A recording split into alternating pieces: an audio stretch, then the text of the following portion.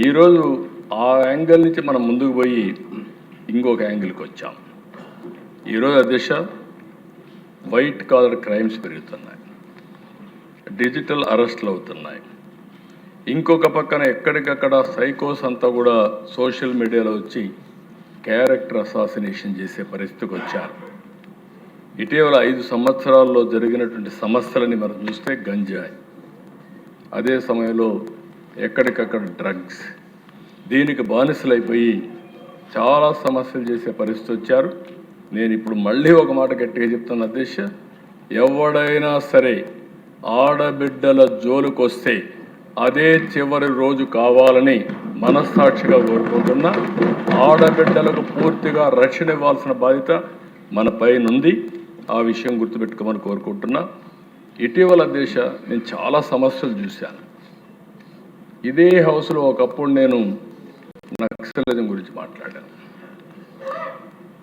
ఆ రోజు కూడా చెప్పాను, ఈ సిద్ధాంతం శాశ్వతం కాదు, ఇది ఆచరణీయం కాదని చెప్పాను.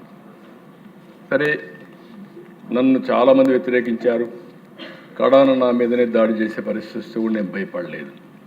కానీ ఈరోజు 30 సంవత్సరాల తర్వాత చూస్తే ఏదైతే నక్సలిజం ఉందో అది కనుమరుగయ్యే పరిస్థితి వచ్చింది.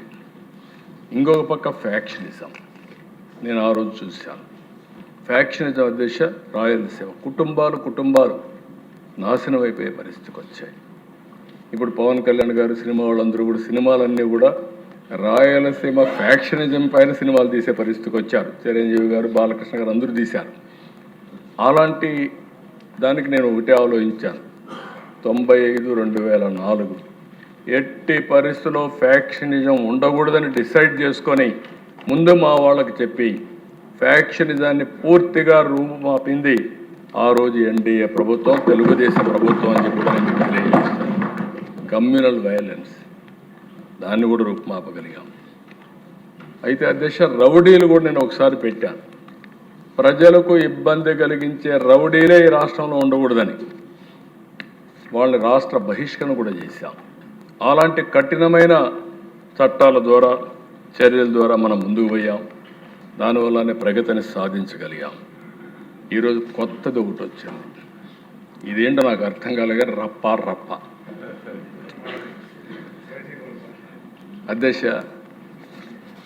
చూస్తే నాకు ఎంత బాధ కలుగుతుందంటే, ఒక రాజకీయ నాయకుడు ఎక్కడికన్నా పోతే నిన్న వరుసగా ఇదే పని, రప్ప నడుమ జగన్ ప్రొద్దుటూరు పర్యటన పోయింది. పెళ్ళికి తప్పలేదు.